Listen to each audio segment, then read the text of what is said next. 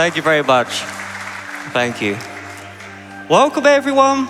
I'm Saunders Tech, and this right here is Okami HD. And I'm joined by a very special guest behind me. Please introduce yourself. My name is Auride. I am a longtime runner and glitch hunter of Okami. And I'm a former world record holder of New Game Any Percent and all brushes. But this is Saunders' show, so please take it away. All right, thank you. Well, I'm ready to begin. So let's get it started in 3, 2, 1, go! Go! Good luck.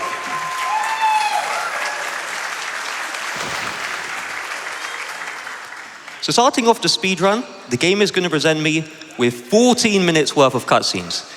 Now, this might not surprise you, but I will be skipping all of them. They explain the plot of this game, so just to fill you in with the basics, I'm playing as a sun goddess wolf called Amaterasu. She's been resurrected after 100 years because this evil 8-headed serpent, Orochi, he's cursed the land of Nippon, which is ancient Japan, which we're playing in, so we need to lift the curse and defeat that 8-headed serpent. Now, throughout the speedrun, you're going to notice there are a lot of cutscenes, and these cutscenes are meant to slow you down. So Amaterasu builds her speed up over time, and you will notice that the second the cutscenes end, it seems like I'm not being slowed down at all. So that is a trick called speed preservation.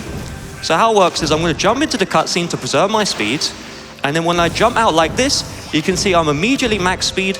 That means I can go from point A to point B a lot faster. So now I'm going to complete this constellation. So Amaterasu's tail is a brush, and her brush can be used to manipulate the real-world environment. So you're going to see an example right here. I just used the brush to complete this river. If I didn't use the brush, the river's broken. I wouldn't be able to pass. With the power of the brush, I'm able to restore it just like this. In total, there are 13 brush powers. You can draw like an infinity sign to summon a fireball. You can draw 2 straight lines to, slow down time. Conveniently, you won't see those brush powers in this speed run. There's a total of 13 brush powers. I will only be collecting 7. Now, the next trick you're going to see here is called the bunny hop. So why on earth is Sun Goddess Amaterasu bunny hopping? Well, you can see this flat ground here. Amaterasu moves fast on the flat ground. However, she will slow down when I go up slopes. So if I start bunny hopping while I'm on a flat slope, and then I bunny hop on the uphill slope, I preserve my speed from that flat slope so Amaterasu doesn't slow down when I go up the hill. So now I'm in the cave of Nagi. That statue is that dude, and he was the dude who defeated the Orochi boss 100 years ago. And by restoring his sword, I have the next brush power, which is Power Slash. So how it works is you draw a straight line, and it cuts stuff up just like that. That's crazy. And now I'm going to skip a fight. Here we go, and I just skipped the first fight of Okami HD. This is crazy. But you know what's even crazier is what's coming up next. So I'm going to do the second fight skip. Watch very closely. So here it is. It's coming up any moment now in 3, 2, 1. And there we go. I just skipped the second fight just like that. Now, if you're watching this run, you're wondering, what on earth did I actually just do? Because it kind of looked like I did nothing. Well, you see that gate to the left, that red gate? If you go under the gate, the fight begins. But what I did is by going to the left of the gate, the fight doesn't start. That was an oversight. And you will notice throughout this speedrun, I'm going to be doing a bunch of fight skips that, honestly, you could just load up Okami right now and do yourself. They're nothing too crazy. So now I have my 2 brush powers from the tutorial section of the game. And so now I can actually get the party started. So the first thing I'm going to do is I'm going to Power Slash this bud. And this bud houses the entire of Kamiki Village. And so now Kamiki Village is restored, but there's a problem. The problem is that all of the people in Kamiki Village are stone statues. The sky is, at nighttime, and it won't go day until I draw the sun and do this long side quest. However, it turns out I'm going to do a different side quest on my own, which is called Sequence Breaking the Game by quite a bit. So I'll let Auride explain the glitch I'm about to do right here. So as we approach the boulder blocking our exit to Kamiki, you're going to see Saunders pause the game and then use a Karmic Transformer item. These are cosmetic items exclusive to New Game Plus, and they change Amaterasu's appearance, but there's a glitch. The first frame, after you unpause, if you input a tackle, instead of getting an aerial tackle, you will get a ground tackle, which allows you to jump in midair, and you can chain these together to jump infinitely anywhere you want. Yeah, so the premise of this speedrun is, that KT glitch, we're changing our costumes in the air. So Sun Goddess Amaterasu will be shape-shifting, jumping around, and we're gonna just completely sequence break everything. But first, we're gonna have to do one more tutorial section. So this is a tutorial dungeon, and it's called Hana Valley. And so you're gonna see in Hana Valley there's a problem, which is that the water is all muddy. And so my objective is to remove the mud, and then once I've done that, I can continue on. But first, I have some incredible news, which is that we're actually gonna finally see a fight in this game. Here we go, the first fight in Okami HD. This is incredible, wow. All right. So in this fight, I'm gonna start by equipping a bunch of items, and then everyone's gonna die.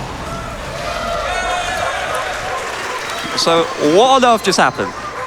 Well, I'm playing this category called New Game Plus or NG Plus. That means I've completed this game before, and so when you complete the game, a bunch of your items in the previous save through is going to transfer over to this one.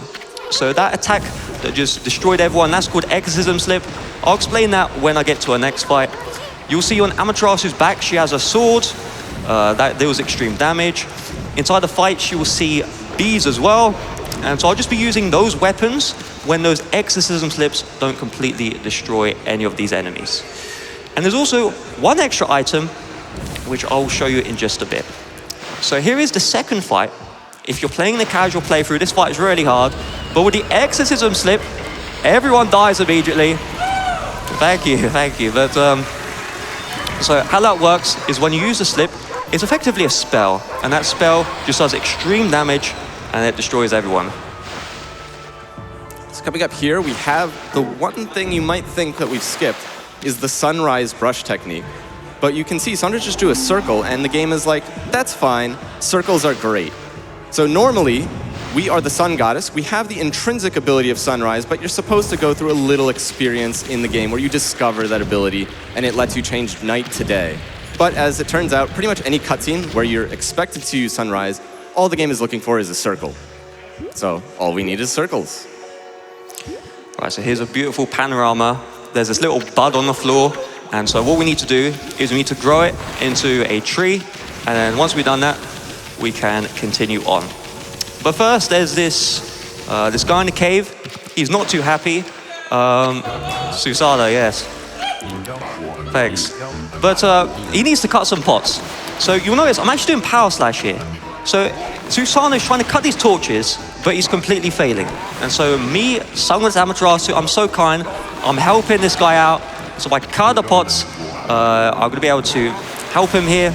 Like there's this old bear. He wants the bear on the floor. Now he's on the floor.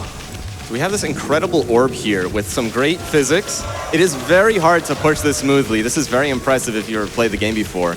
Believe it or not, this ball is actually the final boss of the game. Spoiler alert, this is Yami, the ruler of eternal darkness. And, he's a little sleepy right now. He's a little bit tiny, but he's gonna come back in a big way at the end of the run. And the brush gods are going to be so impressed by Saunders' incredible act of ball pushing that they're going to grant us a new brush technique. All right, so here it is. This is called Bloom. And so what you do is you draw this circle, and it blooms the trees. It restores all those flowers, those very beautiful pink flowers. And so now, this is where the fun truly begins. So once I leave Hana Valley, the sequence breaking, some crazy sequence breaking is all going to take place. But first, here comes another fight skip. Here we go. And I skip the fight just like that. And so how that works is really convenient. There's this big line on the floor, and that tells you where to wall jump to skip that fight. So very kind of it's very convenient. But let's see here, another fight skip. Fight skips going crazy. Here we go, and I just skipped another imp fight. What a beautiful sight. And so those were the imps that we saw earlier, and they want to fight again. But that fight you can actually skip. Let's get some donations real quick until we bloom Shinchu here. Hey, my pleasure. We've got some villagers showing their gratitude for Amaterasu's work so far, and Saunders as well. DDX Crow with $25. A quick haiku. A white dog? How odd. Here to do some shopping, Pooch? Wait, what's in your mouth? Very excited for the Okami New Game Plus run. Good luck and have fun. Thank you so much. So as we get into Shinchu here, Saunders has bloomed the Guardian Sapling, the Sakura petals are falling. At this point, the game wants us to do a bunch of things in Shinchu Field, including getting a couple new brush techniques and saving the people of Kamiki, but we don't have any time for that. We are going to be skipping directly from the first arc of the game all the way to the third and final one. On the left there, you can see the Thunderdome. The front entrance is unfortunately closed, but there is a side entrance that Saunders knows about. Here you're going to see Saunders is going to start chaining together KT jumps. One thing we didn't mention earlier is that every single one of these inputs is frame perfect, which means even if you are so good at this, if you mess up just one, you have to do even more KTs to make up for the lost height. Now that Saunders is out of bounds, we're going to do some wall jumps to break up our KTs, reduce the number of frame perfect inputs needed. And you can see there Saunders just did a buffered KT. That's where you pause right after the KT to make sure you got that glitch. Now we're under the map. You can see if you look way in the distance, there is the Thunderdome. If you have a very sharp eye, you can see a glowy white circle. That is our goal. That is the loading zone, which is always there, even though the Thunderdome is locked. It's getting bigger and bigger. Oh. Yeah, so once you enter this load zone, you skip about 2/3 of the entire game, which is very convenient. However, you can't just go in through the final chapter and then complete the game. Instead, we're actually just going to go into this area, and then shortly after we're going to leave. So one more. Right, one more. One more. This is the hardest sequence of KTs in the entire run. Come on. And I think it's another good time for some more donations as we run through the Tsuguru Strait. My pleasure. Kiva sends in $10 to Doctors Without Borders. Hey, Saunders, good luck on the run. Hope the sun shines brightly on this run so we can see some God-tier gaming. Time to bork all the way to the Celestial Plane. $50 to Doctors Without Borders from North Star. Must donate during the speedrun of one of my favorite games of all time. Can't wait to see how broken it can get to be completed within 1 hour. Go SGDQ, less than 3. Thank you. So as we go on here, you're going to see we're in Kamui. There's a bunch of things the game wants us to do at this point, including fighting a really cool dog named Oki, and also to heal the Guardian Sapling, which is, unfortunately, it's trapped in a mountain. Now, normally, we would blow up the mountain to free the Guardian Sapling and expose it to the bright sunlight, but instead, we're going to go under the mountain and bring the sunlight directly to the tree. So you can see Saunders is KTing out of bounds here. That's just so that we can bring the camera closer to the tree. And just by changing the camera right nice, and there you go. The tree is thrilled to be alive. So now Kamui is bloomed. What on earth am I actually doing if I'm going to leave very soon? Well, it turns out there is one ability that going out of your way to get is going to save an extreme amount of time. And this ability is stored in the dojo's house. So the old man is going to teach me some new tricks. And so let's find out what on earth that is. So here is the beautiful house. And so there we go, I'm in the house. And the trick in question is double jump. So picture this, right? Every single time I do the KT glitch, even though I have infinite jumps, there's a problem, which is the KT glitch is extremely slow to do. It takes about 2 seconds, to go into the fan, swap the karmic transformer. But when I have double jump, I can halve the total number of jumps in order to, get from point A to point B. Well, in this case, in order to completely sequence break the game, that's going to be extremely beneficial for me. So now, I'm going to say goodbye, old man, and leave. So in order to leave Kamui, we could go directly back the way we came, but we have a shortcut. As it turns out in this game, all the interior areas are just stored underneath the map, about 1 kilometer down and near the origin, the center of the map. So that, in this case, saves a lot of traversal time. You can see Saunders is using the overlay map just to line it up. And let's see if we can... My button's broken. Button's broken? Okay. Oh, there we go. There you go. Well, if I get this scream. Oh my god. That's a very narrow target. So if you're watching this, you're confused what happens. So I use the map to tell me where to go, but the map button on my controller stopped working. So with the map, it tells you where to go underneath the map, but because the map button didn't break, because the map button didn't work, I had to guess. And thankfully, I guessed correctly, because if not, that'll be quite devastating. Yeah, so as you fall that kilometer, you are reaching terminal velocity, which for Amaterasu is about the diving speed of a peregrine falcon. If you miss that, you are not going to get a second chance. African or European falcon? Something No, going. wait, wrong reference. Japanese. So here we are in Agatha Forest. We have entered through the wrong way. You can see Saunders is going to line up next to this loading zone and simultaneously start dragging the brush far away from Ami. This is a technique we call the brush adventure. And very conveniently for us, the guardian sapling of this area is just underneath us out of bounds. So as long as we can drag the brush a little bit out of the way, we can get to the guardian sapling. There it is. And simultaneously, Amaterasu is going to hit a loading zone, and that is going to actually skip. Oh. All right, so I needed to tell Isun that I wanted to leave Agatha Forest, but I told Isun that I'm going to stay. Now, that's not really like too crazy. That's just going to lose like 3 or 4 seconds. And so if you bloom the tree and you don't leave, you get spawned next to the tree. And so that's just going to, I mean, it's just going to take a couple of extra seconds to go from this area to my next area. But right now I need to skip a fight. So there's this dude called Waka. And so I just need to do a Katie glitch all the way around there. And then just run across just like this, just so the fight won't begin. And there we go, that's not too bad. So what I'm meant to do right now is enter this dungeon called Suta Ruins. So to the left of me, there's this boy. You can see the boy isn't too happy because his dog trapped in this dungeon. We need to do this fishing mini game. It's really slow. So you see the front door shut. Well, it turns out I'm just going to do the Katie glitch, just go over the front door and then enter just like that.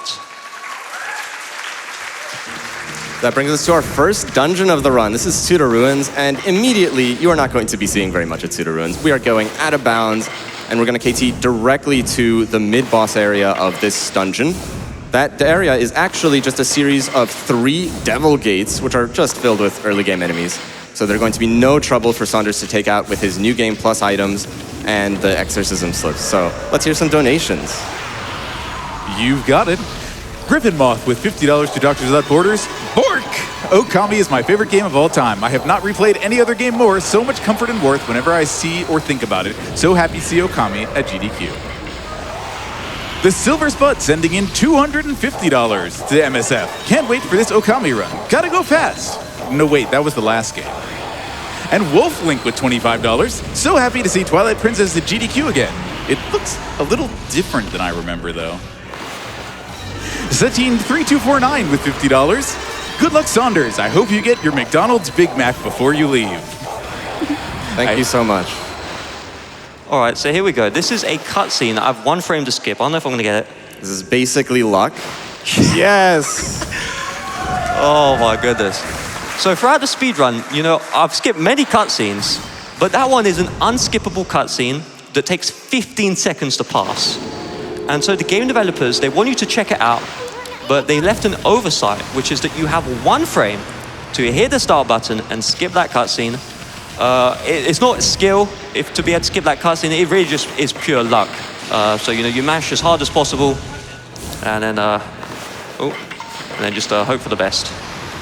So after we've cut those pots, we have removed the source of poison in Suta Ruins. The water is clear, and that unlocks the way into this statue. Inside the statue, there is a bunch of cursed grass. And one of the side effects of Bloom, the brush power we obtained in Hana Valley, is that we can actually heal the grass and restore its green hue. So we just have 3 little patches of grass to bloom. And the brush gods are going to be so impressed by our act of godly landscaping that they are going to grant us the very best brush technique in the entire run. So here it is. Here is Vine. So how it works is you grab onto flowers. Now that on its own isn't really too crazy, but what is crazy is the glitch you can do with it. So this isn't going to be an incredible example, but if you do a Katie glitch out of a vine, you get super speed. So you can't really see it too well there, but but you will see it shortly afterwards. And also, a fun fact, I actually told Isun to stay in Suit of Ruins, but Isun kicked me out anyway. And because of the super speed, I get pushed behind the load zone, and so when I say I want to stay, he's pushing me forwards, and he kicks me out. So here is a better example. So we see this vine right here. I'm going to KT onto the vine. So I'm going super fast. That's really great, but there's a problem. So this bridge, you can't actually jump over this bridge. And so you're gonna need to do a KT glitch over the bridge. So this right here, when you're over water, you can't actually do the KT glitch in the air. So instead what you have to do is just get right next to the water. There we go. And then you jump out of the water, there we go. And by jumping over that bridge, it looks like a small thing. What I've just done is I skipped completing the Suit of Ruins dungeon, and I skipped rebuilding the bridge, which is this very boring minigame. Thankfully, we won't see it. That brings us to our next major hub area, Taka Pass. If you've played this game before, you might know that the Guardian Sapling is directly above us and to the right. And you might question, well, if we have the Karmic Transformer glitch, why don't we just KT up there and bloom it right now? Well, the answer is that there's a guy, a very special guy named Waka, and he has not granted us his permission to bloom the Guardian Sapling. We need to go over there, talk to him, have a friendly negotiation, let's call it. All right, so as I'm entering this cave here, I'll just show you something maybe interesting, maybe not so interesting. So we bunny hop to save time.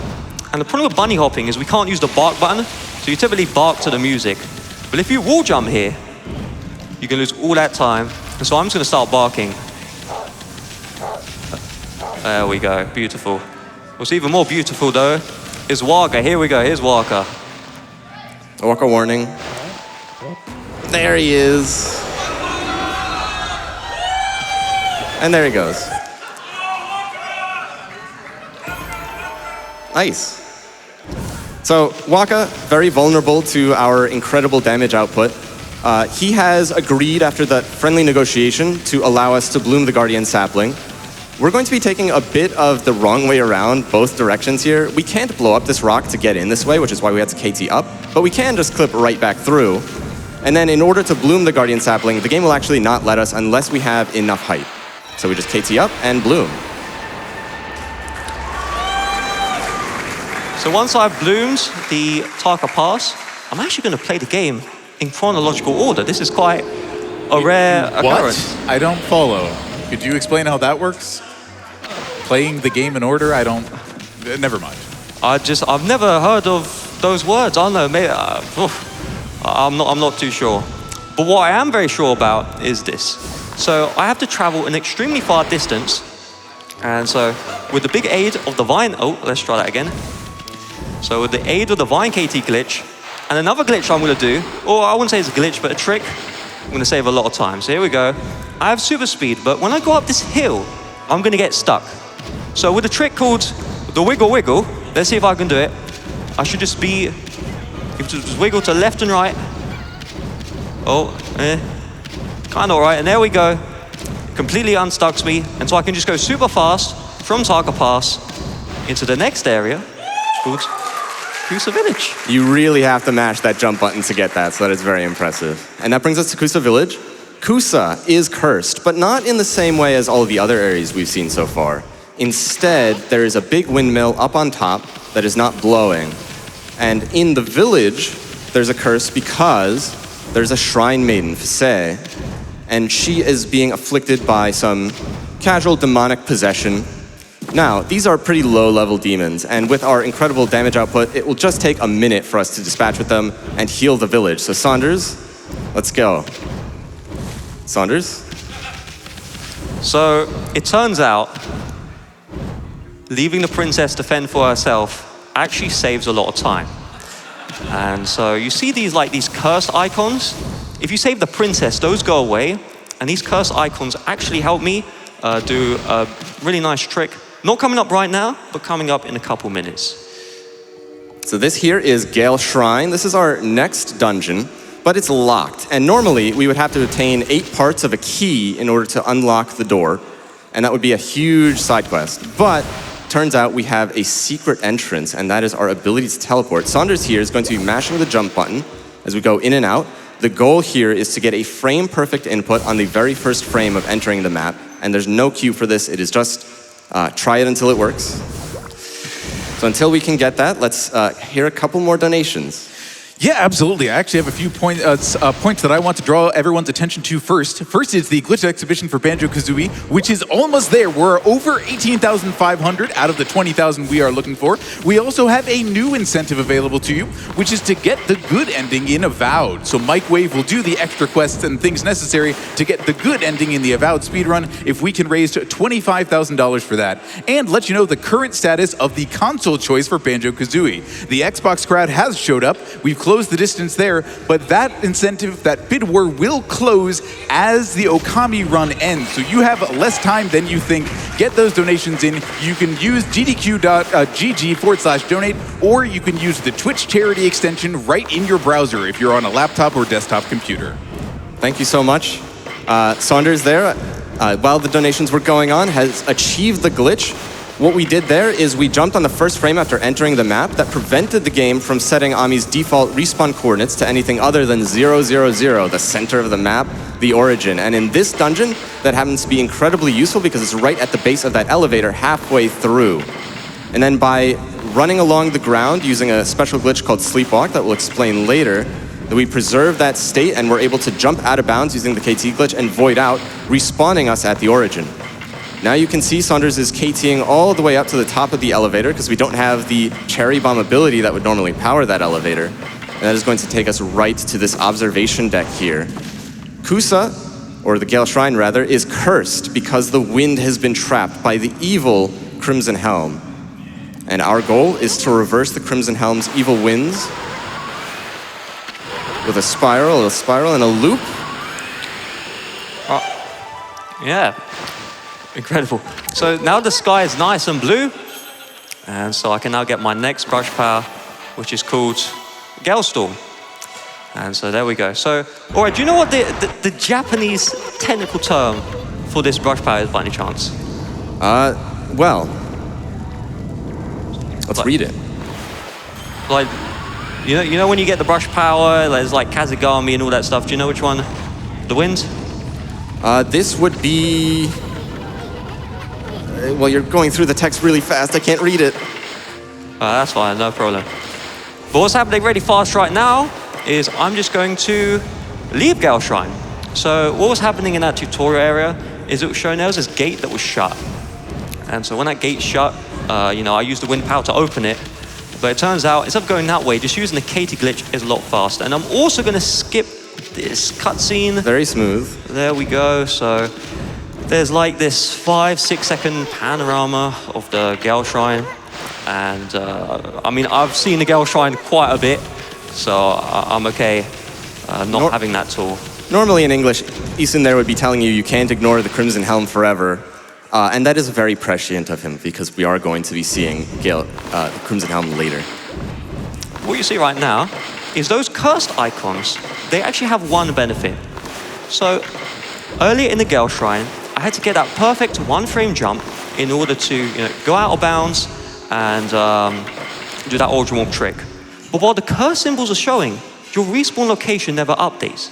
And so I don't have to jump on the first frame, I can jump at any frame, and by avoiding out of bounds, it teleports me to the start of the map, and that saves a lot of time running all the way back. And that's why we couldn't help but say, I'm sure she'll understand. It was all for a good cause, going as fast as possible. Anyway, now that we're going back into Taka Pass, we are going to be starting to slope hop down this hill here, preserving our bonus speed from the downhill path. And we're just going to be doing a few hops until we get to our real objective, which is this flower. And we're going to go... We're going to go... Oh, maybe we'll just... Okay, maybe we're going to put the brakes on a bit. But we'll do it very shortly. Here we go. Let's see here. So that making that sound is mandatory. The glitch doesn't work otherwise. I guess we didn't do it quite right the first time. And that brings us to Sasa Sanctuary. Sasa is a bathhouse operated by a family of sparrows. The patriarch of the sparrow family is Big Daddy Jamba. I did not make that up. That is what he's actually called. and he is very upset because his daughter has gone missing. Now, his daughter has actually been kidnapped by a pair of demons who are preparing to cook her to eat.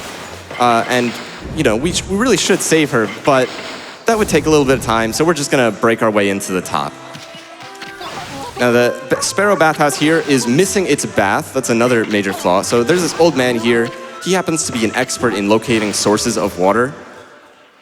And we're gonna escort him several hundred meters underground using the power of digging and slashing. And so you're not actually meant to have the wind brush power here. And so with the wind brush power, I'll show you in a little bit. The guy needs to go down. But I can just use the wind to just push him around, just like that. And so with the power of the wind brush power, this is actually gonna save me, that's what saved me a lot of time. So there we go. I'm at the bottom, and then I give him a circle. That makes him happy. And then there we go, I can extract the water from the ponds.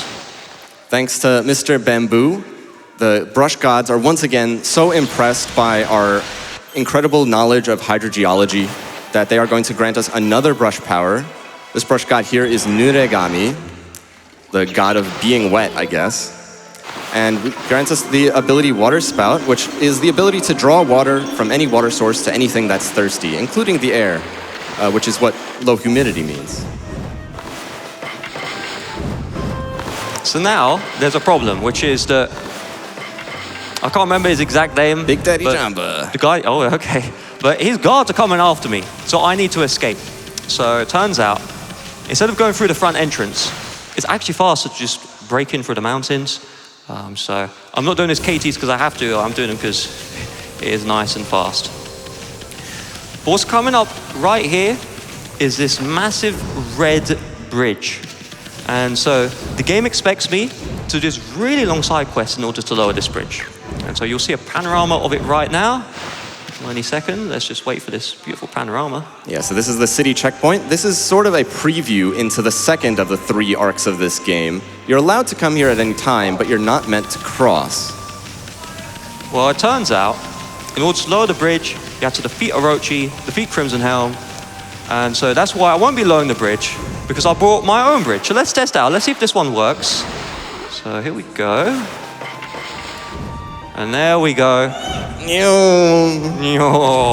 I get catapulted across the bridge, and that saves a whopping 40 minutes. So remember that dude at the beginning, that Orochi guy? We won't be seeing him when we're meant to see him. So we skipped him, we skipped everyone. So this brings us to Ryoshima Coast, yet another hub area that is also cursed.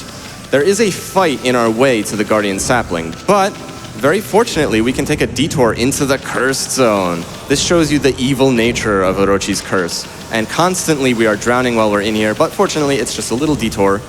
Once we land, Saunders is going to use a brush adventure again to clip the camera through the ground. That is going to let us get a good camera angle in order to use Water Spout all the way from the bottom pond here to the top, skipping multiple Water Spout uses. So now we'll see the Guardian Sapling grow. And I just want to say, like, that brush adventure is so incredible, because if you do it the normal way, the camera angles are horrific and the minigame just sucks. But by using the brush adventure, I could just complete the entire minigame with one stroke. Now that we're in the healed Ryoshima Coast, we have a bunch of objectives here in Arc 2. We really only have one goal though, and that is the Thunderstorm brush technique that you normally get at the very end of this arc. But in service of that, there are a bunch of different flags that we have to set before the game will allow us to reach that point. First off, we actually need it to be nighttime for something coming up a little later. We could just wait about 6 whole minutes for it to turn night naturally. I'm sure that would give us plenty of time for donations, but there is a faster way. You can see there in the sea off the coast of Ryoshima, we have the sunken ship. This ship has been sunken by the driven mad water dragon who is possessed by demons. And in order to enter it, normally we would have to have the crescent brush technique in order to make it night and split open the sea and enter from the sea floor. But Saunders, you know a side entrance, don't you? Yeah, let's see here. Okay, we might have to reset for that one. All right, that's fine. So what happened is you meant to clip into the ship, and I just teleported the other side. So that's all right. We'll have to try that again. Not a problem. That is an incredibly rare occurrence where the ship can sort of just push you way far out into the ocean and force you to drown, unfortunately. But we can just try yet again. While Saunders is swimming over, can we hear a couple more donations? You absolutely can, along with a reminder to help us get across the finish line for the Banjo-Kazooie Glitch Exhibition. Less than $900 to go, $19,166.96 out of 20,000. $50 to Doctors Without Borders from Dana. Okami is my #1 game of all time, and I'm so excited for it to be played at SGDQ. Good luck to the runner. Let's give a big victory howl for all the money we're going to raise for Doctors Without Borders. Woo! Get in. Yes. Oh my goodness. So the loading zone is just high enough that we can swim right to it. And now we're in the sunken ship. It is a haunted dungeon, and that is very scary. Saunders, are you ready? Yeah, I'm scared. I'm just going to leave. Oh. I'm scared. Bye-bye. So why did I just enter and leave? Well, the answer is with the sky. So what typically happens is, in order to advance this story, I need it to be nighttime. And so I have two options. Option 1 is I wait 6 minutes for nighttime to show up. Option 2 is get the nighttime brush power to like draw like a crescent and it turns it into night. Or option 3, which is that you're meant to technically enter sunken ship when it's night. And so when you leave, the game developers think if you've entered sunken ship while it's daytime, while it's nighttime, then it will still be nighttime. And so I entered sunken ship and left it just to set that day-night cycle right. So we have just barely enough time to reach our next objective. We're going to be not taking the normal path across the border to North Ryoshima Coast. That's because we're dogs without borders, maison sans frontières. And that brings us to North Ryoshima Coast. So we have yet another Waka warning. I think this might be the final Waka warning of the run. Here he is. Yeah, and he's gone. So the whole objective here is we need to get to Watcher's Cape before it turns night. Unfortunately, when entering sunken ship and leaving, it only gives us barely enough time to reach it. So we are in a race. Here's a very tough enemy. Just single exorcism slip takes him out. You're gonna notice Saunders is barking a lot as we exit each of these fights. That is not just for the fun of it, even though it is very fun and we do it anyway. Also because whenever you're barking at the very end of a fight, it makes the final results screen go away about a second faster. So it's very practical barking. Here we have the Watcher. He wants to see the spiral galaxy. So we're gonna draw a little shooting star for him to make a wish upon. Yay. And so what that does is after drawing a star, that guy's able to spawn in this galaxy here. And so I'm actually on a very tight time. I didn't tell you this, but when you leave sunken ship, it doesn't just set it to nighttime. It gives you like a very short window. So let's see here. Can I actually do this in time?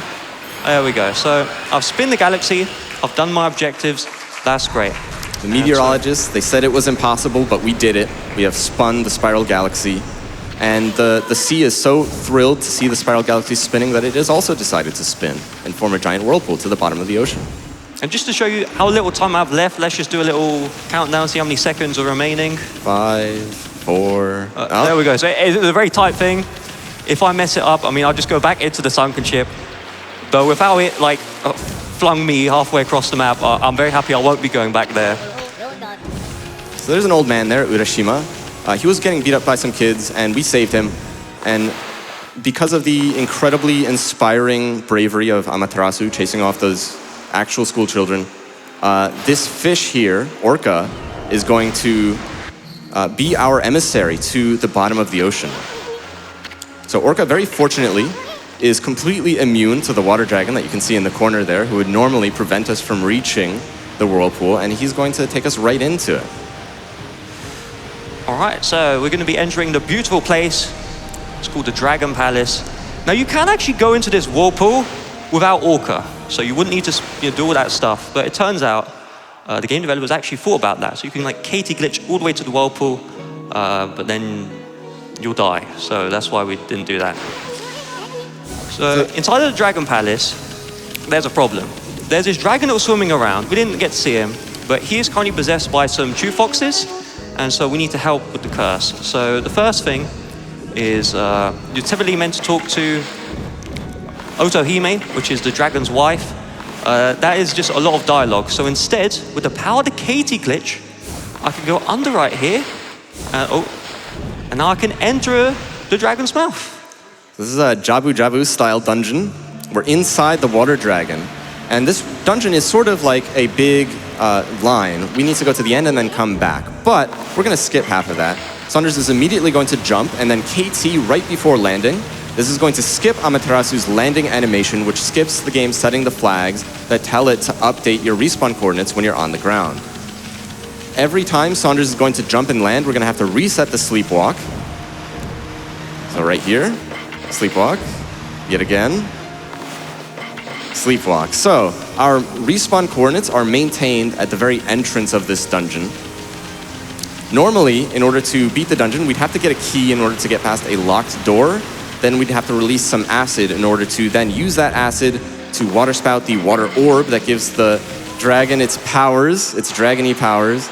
But the developers in this version did not yet patch out an exploit where we can use regular old water, any water spout will do as it turns out, and release the water orb from behind this locked door. So now we have the two foxes fight.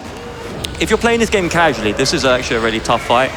But really conveniently, the exorcism slips at this part of the game, if you're playing casually, you'd be able to buy exorcism slips. And you're noticing these guys are dying immediately. And so with the power of the exorcism slips, well, that guy didn't die immediately. But with the power of the exorcism slips, I can just completely destroy this entire boss and turn it from a pretty tough fight into a pretty easy fight. The one thing you won't be able to do in your own playthrough is this. So I'm actually going to do some Katie glitches here. So I'll do one more. And this reveals a hidden lake outside the map. And so this entire time, I never updated my respawn location. And so what I'm doing is, by voiding out in this water area, it should, if I did a good job, it should teleport me straight to the beginning of the map, and that's going to save a lot of time. So let's see, did I pull it off? And Let's did. Go. There we go. There we go, that's really beautiful. And that's going to completely skip the escape sequence from the water dragon. Lovely. So after removing the water orb from the water dragon, the water dragon, he's not feeling so good. He's going to take a bit of a break. And so we're going to tell Orihime, the queen of the Dragonians, that her husband is not feeling so hot. And also bring her the water orb, which she asked for some reason, or would have asked for if we talked to her. All right, so let's check out what's going on here. So I'm going to talk to the dragon's wife, Otohime, and now all of a sudden the music is intense. So something happens, of course. I mean, I skipped the cutscene, but what's happened here is, there's this individual called Rao. We've never seen Rao because we skipped all the parts where Rao occurs. But there's this video, like a real video in ancient Japan. It was playing, and it was showing that this individual called Rao, she's being attacked by a fox who has 9 tails. And so, we just saw Rao earlier. Well, we didn't because we skipped the cutscene. But we saw Rao. We now know she's in distress. And so we need to go all the way there to check her out, see what on earth's going on. But what I want to check out right now is any announcements, ateatree, any donations, stockpiled ready? Plenty of both. We are just at 99% on that Banjo-Kazooie glitch exhibition. You could be the one who gets us over. You could use the Twitch extension in your browser if you are watching on a laptop or desktop, or you can go to gdq.gg/donate. We've got $10 from the King's Pride. Look, in the sky. It's a bird. It's a plane. It's a wolf? No, a dog. Now it's a wolf. Now it's a dog again? Whatever it is, it's flying through the skies of Nippon. So happy to finally see Okami on the big stage again, and so stoked to see my favorite speed community showing off the best of the best. Donation goes to beating the Banjo Glitz exhibition. More? Absolutely. We've also got $10 from Empire Ship. I'm beyond excited to finally see Okami HD on the main GDQ stage for the first time since 2017. This game was formative for me as a young artist, and I look forward to hearing more about the development of Okami 2. We have Okami 2 at home, though. It's called Okami Den. Good luck, Saunders, and may the fresh scent of flowers protect you always. So as we approach Ankoku Temple here, Saunders is going to go around the side. That is specifically just to avoid a few optional cutscenes where we would see Rao's spirit, but we only really need to see this last cutscene here behind the temple. So there she is, there's Rao. She's looking a little pale. Well, let's check out what on earth's going on. So after doing that cutscene, this hidden well is revealed to me. The entire time you wouldn't be able to see this well. And another glitch cutscene is revealed to me as well. This bridge is meant to be restored and all that. But the secret is Rao has now died. There she is. Well, she's now dead. And so we need to check out what on earth is going on. So there's this hidden well here. Let's have a look where that leads. So we go through here, we go through this area. And so it turns out this hidden well leads me to Queenie Miko Palace. So in the casual game, you're meant to speak to Queenie Miko. She's fortified behind this barrier, and she is the person who can tell us when this island you'll see in a little bit is showing. And so she can't die, but her bodyguard is dead. Things aren't looking good, so we're gonna have to check it out. I'm sure Himiko will be fine. She has gotten the best security in all of ancient Japan. She has decided to fill the entire second floor of her palace with lava. Very impressive security. We never got the secret item that would let us swim through lava, so we're just gonna KT right over it. Yeah, so this is another liquid KT, so you just have to be right next to the to lava in order to get past this. So let's try that one again. There we go. Nice. And so once we got past, we can now check on Earth what is going on. You know what else is very impressive? We've raised $20,000 for our Banjo-Kazooie Glitch Exhibition. Thank you so much. Keep that energy rolling for the Get the Good ending in Avowed and your choice of console for Banjo-Kazooie coming up in just about 25 minutes. So we saw here, Himiko is taking a nap. She's feeling a little warm because of all the lava, of course. There was also Evil Rao there. Pay no attention to that. We just gave her a little bit of chiropractic. And now we're going to be leaving because, Himiko woke up from her nap for just a bit to tell us, just mention where the location of Oni Island is. But unfortunately, Oni Island is going to be disappearing at sundown, so we have to get there in 5 minutes or less. Saunders, are you ready to rush headfirst into Oni Island? I'm so ready. This is so crazy. Like, if we don't get to that Oni Island in 5 minutes, and that's the in-game 5 minutes, so it'll be a lot shorter, then that island goes away forever. And it's game over. So here we go. Let's see, what on earth am I actually going to do? So first of all, I'll talk to these guards. And so the way I'm going to go is sort of right, but I'm going to go this way. This is the Emperor's Palace. It's sort of like the gift shop of Seion City, the capital of ancient Japan. You can see there's a big whirlpool of toxic fumes. All of the people of Seion City are sick. We'll see that later. And the Emperor supposedly is suffering right along with them. But you can see right here, he's fine. He's doing a bit of a hoax. And to buy our silence, he is going to very kindly trade us this item. And the brush gods are so impressed with our lack of integrity that they are going to grant us yet another brush technique. The only optional brush technique we'll be obtaining in the entire run, Mist Warp, a special form of fast travel, and we'll be seeing that just once later on. Yeah, she's that big, whirlpool at the back. That's meant to be where they coming from the Emperor's mouth. And that's why there's all this mist and all this stuff, so everyone's sick, and it's not looking good. But what is looking good is this next skip. So we're meant to go through Rao's house. There's nothing crazy that goes on in the house. It's just slow to do this. So by going underneath the map, let's try that again. So by going underneath the map here, I should be able to skip her house. There we go, one more. There we go. So I just skipped her house. That just saves, a couple of seconds. It's quite convenient. Now let's do a color guessing game. So a color shows up because of a glitch. Think of a color in your brain. What do you think, Auride? I'm thinking green. I'm thinking blue. Let's see, what color is it? So we're going to see a little standee in the center of the screen. It's going to be a random color. And it's blue. Yeah, you win, Saunders. Yay. I guess I'm going to donate $20 for that. Yeah, that is the Game Done's quick luck. So you're typically meant to enter Seion from that circle that way, but because I entered Seion from the wrong way, that character just isn't loaded, and that glitch is quite beneficial. Yeah, so every time you have a character not quite loaded at just the right distance, they'll pop in as a colorful stand-in, and sometimes we like to just guess what color they'll be. All right, so you can see sunset is here, night's going to show up, and so time is running out. Now the good news is, even if I somehow fail to enter Oni Island in time, the game will just let you try again.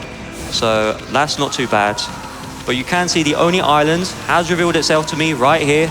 There we go. It's like red and scary. I'm quite scared, but I'll do it anyway. So the first thing is I do need to get onto the Watcher's Cape. Now, what's really interesting about this watch view area is in order to get to this part of the map, you need a brush power called Capcool Tower. And you know what Capcool Tower does? It gives you extra wall jumps. So to the surprise of no one, I skipped that brush power, and that brush power is housed in an area right there, that big tower. You have to do like 1,000 jumps or something stupid to get up there. Thankfully, we won't need to do that. So Orihime, the queen of the Dragonians, has decided to munch on the water orb that we gave her, and that has transformed her into an incredibly powerful bridge that is going to pierce the barrier around Oni Island and allow us to enter. We do have a single chance for a frame-perfect trick, another origin warp, yet again with no Q. Saunders is going to match like his life depends on it to try and show this off for you. Let's see if we can get it. Oh, I didn't get it. Okay, that's all right. We have an alternative that just saves a few seconds. So what that is, that's an origin warp. If you remember in Gale Shrine, I was able to just leave the Gale Shrine area and then just come back in to try again. But in the Oni Island area, leaving and trying again is extremely slow. And this alternate route I'm doing only loses 15 seconds. So overall, it's not too crazy. But Auride, would you like to explain, like, what is this? What am I on right now? So Oni Island is an incredibly large dungeon made up of about 4 different maps. Normally, we would have to go in and out in order to get through the whole dungeon. But as it turns out, we're on the exterior map, and there's one other area on the exterior of Oni Island, which is very lucky for us because that area happens to be halfway through the dungeon. It is the source of the one thing we wanted from the entirety of Arc 2, the Thunderstorm brush technique. You can see the Gekigami statue in the back there. We're going to get right up close by jumping around this entirely solid mountain. Ooh, whoops. Just gonna do a couple KTs to recover our height because the brush recognition didn't quite work for us there. All right, so I'm just gonna gain a little bit more height. There you go. And there we go. So that trick, going out of bounds in Oni Island, it saves a good 20-30 minutes.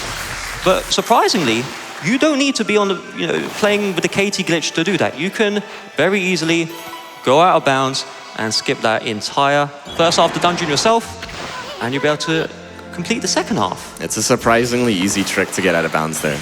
So now that we have Thunderstorm, we can draw electricity from any source to any destination. All right, so now I'm gonna leave the Oni Island. So you're meant to do the second half to fight the fox with 9 tails, known as Nine Tails. That was the person who killed Rao earlier. But the problem with that is the second half of the dungeon, just like the first half, is extremely long. And so in order for me to leave Oni Island, Isun's gonna block me. Isun says, you can't continue. So we're gonna have to do a skip in order to get past that. And there's also another problem as well, which is that the area we were in before Oni Island is called Ryoshima Coast. And Ryoshima Coast, the game developers, they locked off all the exits. So let's see how I handle that. First thing is I'm going to stay on this top part of the mountain, because if I'm in the bottom half, I won't be able to go back in bounds too easily. So I'll just do a couple jumps, and there we go. So now I'm back in bounds. And from here, Isun's blocking the exit. So with most things in this speedrun, there's only one way to get past the block, and that is with a KT glitch.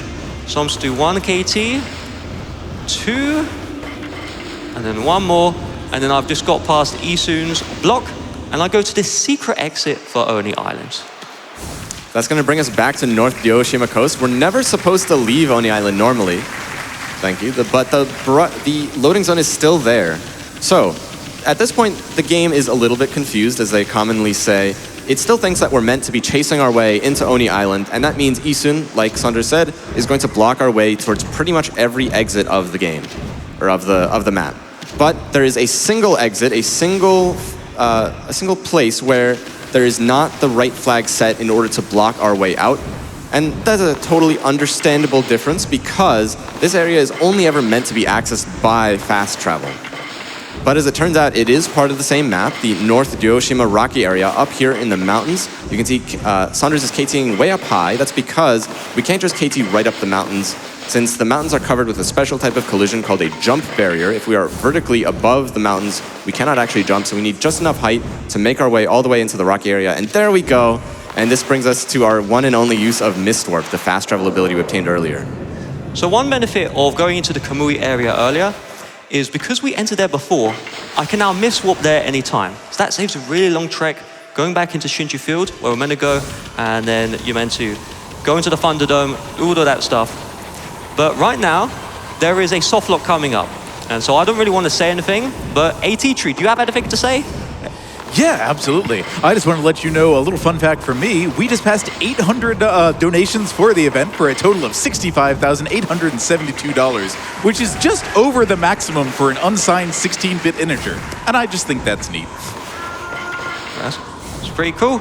I also wanted to thank Luna Listier for a $100 donation.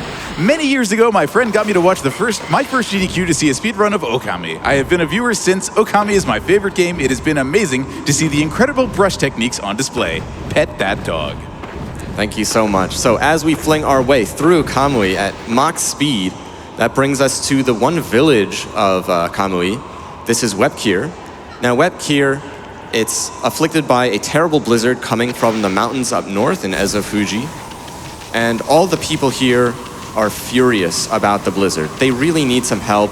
Oki's gone off on his own and is trying to solve the problem, but he's being really evil about it for some reason.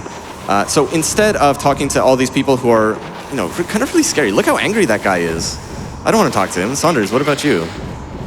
Yeah, so what I'm going to do is, let's try that again. So what I just need to get past this gate that's shut. And in order to get past this gate, I'm just going to go to the side of the mountain. And so this side of the mountain is actually out of bounds. So by going there, that looks like a small skip because you just go to the left to the right of the gate. But that saves a massive amount of time. That brings us to Ezo Fuji, the final major hub area, outdoor area of the game. Normally, in this area, we'd have to go to Waku Shrine to melt this giant frozen lake that would raise this giant boat up into the air. That's our final dungeon, the Arc of Yamato, and a rainbow bridge would appear to take us up into its entrance. But as it turns out, the loading zone is always up there, high up in the air. You can see Saunders here is starting to do some barks. Now, all this time we've been doing regular old KTs where we cancel our KT with a tackle, but you can also cancel it with a bark, and it comes out as a ground bark. And then you can cancel the very last frame of that ground bark with another tackle. So this is a double frame for perfect trick. You might be wondering, what is the benefit if we're doing 2 frame perfect inputs instead of 1 to get up here? Hey, Auride, what's the benefit of doing 2 frame perfect inputs to do this? Well, there is none. Saunders is just so great, such a master at the KT glitch that he's showing off for all of us at home. So we have 2, 3, 4. Let's see if we can get them all chained together. 5. Should be just one more. 5. Keep on going, Saunders. You can do it. Let's get the crowd in on it. 4, 5. 4, 5, 6. One more. There you go. Come on! Oh my goodness. As we all know, swag is its own reward. So, amazing job, Saunders. Okay, all right. I'm now sweating very hard because of that. But here we go. So I need to go to the shop in order to buy the Tundra beads. So throughout this video, I was talking about New Game Plus. I have all my items, but that's not true. I only have some of my items. The final bead and swords and solar flares, those are locked behind shops. So I did need to buy that. And you will see that against the boss later. And so this entire time, I was distracted about those beautiful BKTs. I'm in the Arc of Yamato. And what you're going to see is a display of bosses that we skipped earlier. So here they all are. First of all, here comes Blight. And so we're going to get the Veil of Mist brush power in order to kill him. But it turns out the game developers were very kind.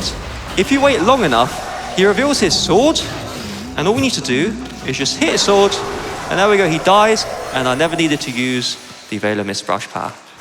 Yes, the Arc of Yamato is just a boss rush of 5 of the bosses from the game, all of which we have skipped. The entire speedrun of this up to this point has been a race to get the brush techniques that we need to defeat exactly these bosses. All right. So now I'm going to trek my way onto the next boss.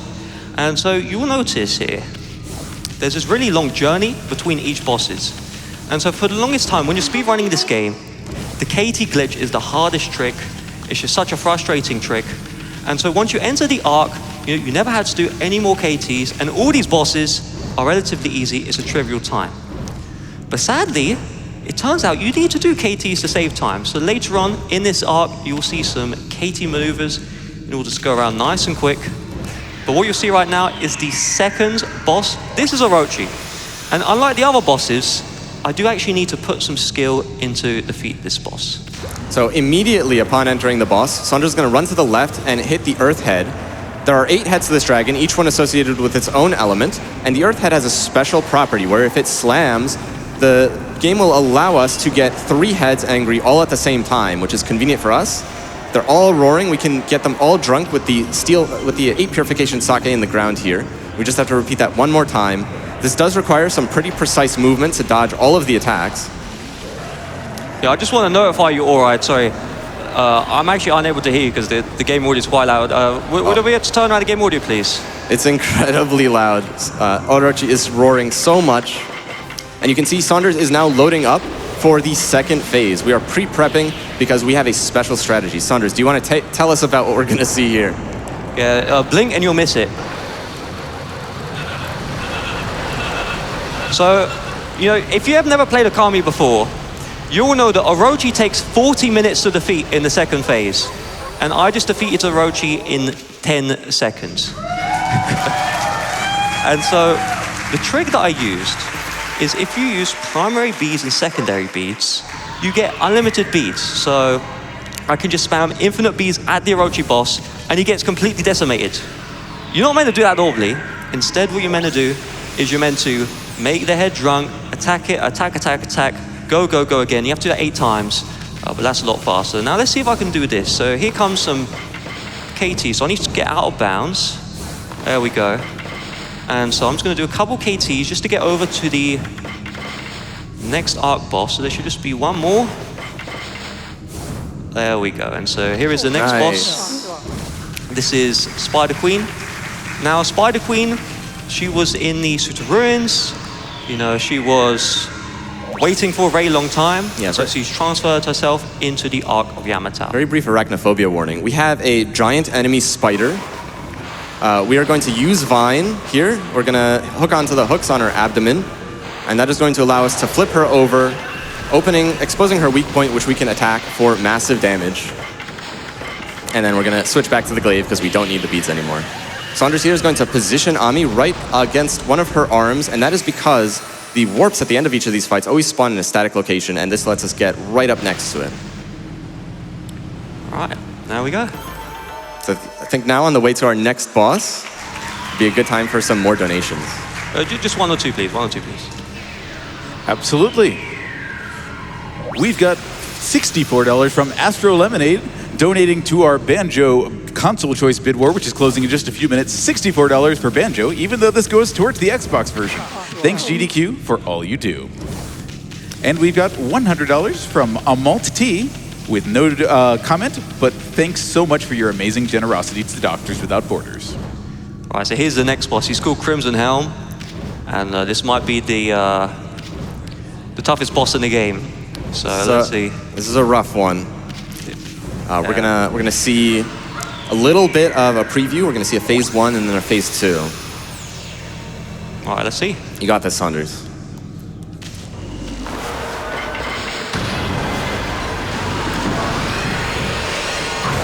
So there you go. That was very fast. It was just the intro.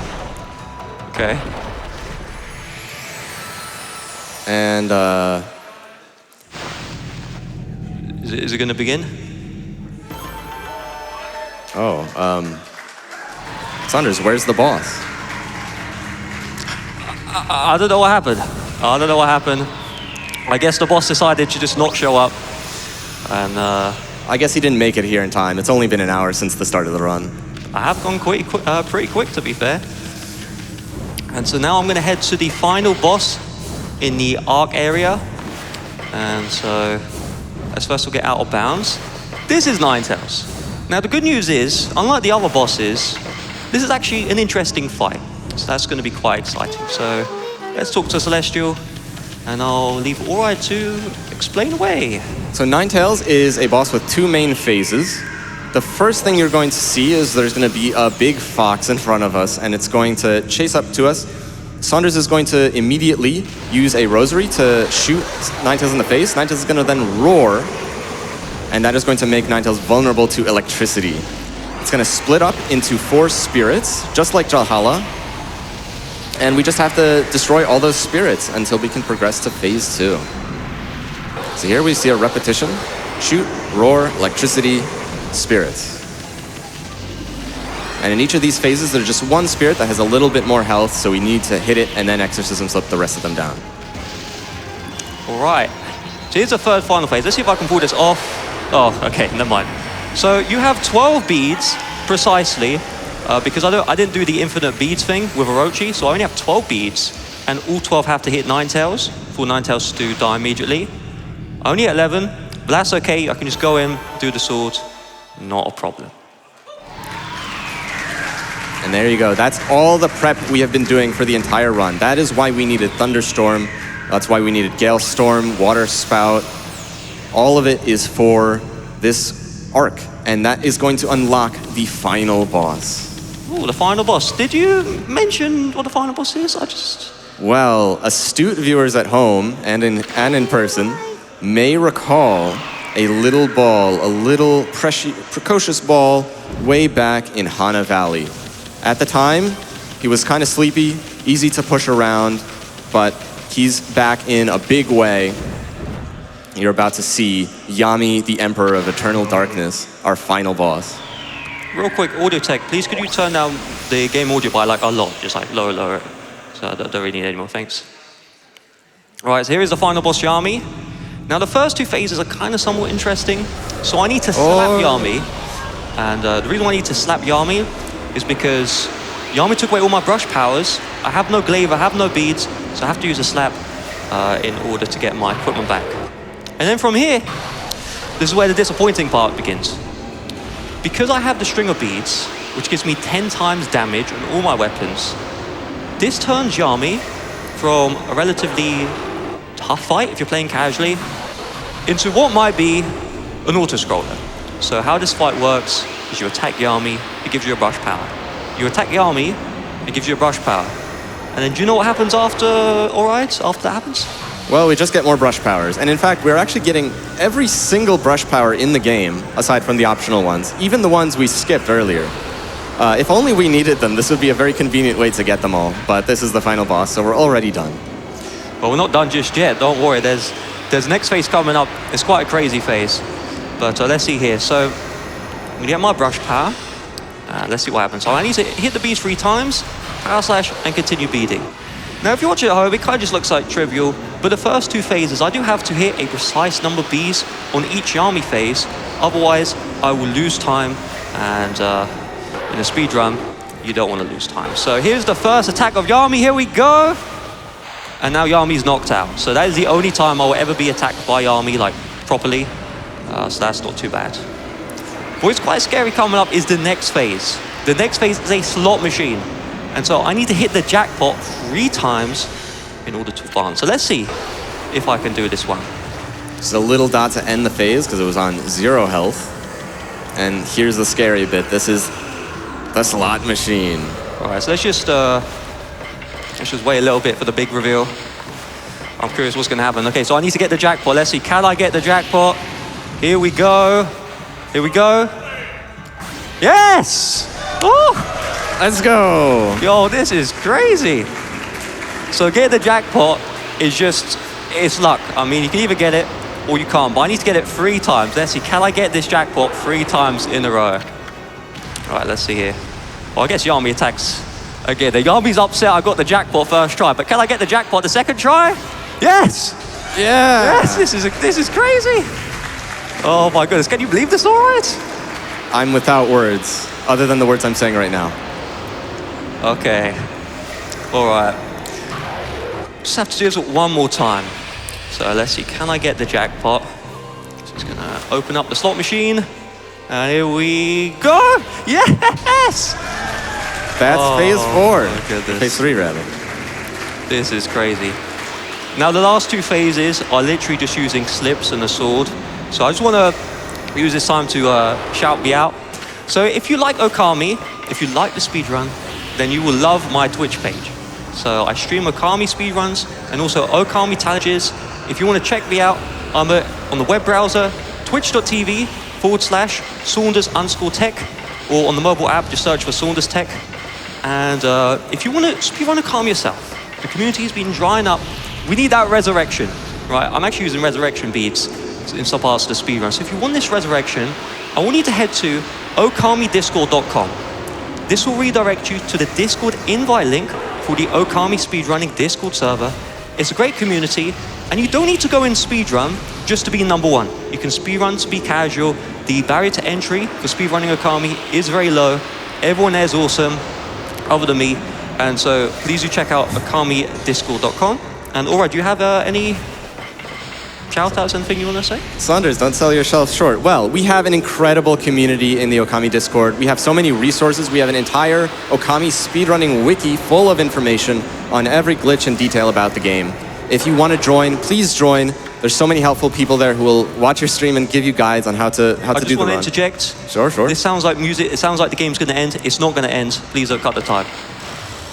Okay. One other thing I'd like to shout out, just a little personal advantage. Witherman, Ashley, 93OBTW, and I, two runners from the event, and me, are going to be hosting a speedrunning glitch hunting panel on Monday at 8 p.m. if you want to attend, if you're on site, and it'll be uploaded to the YouTube channel later at the end. And that's time.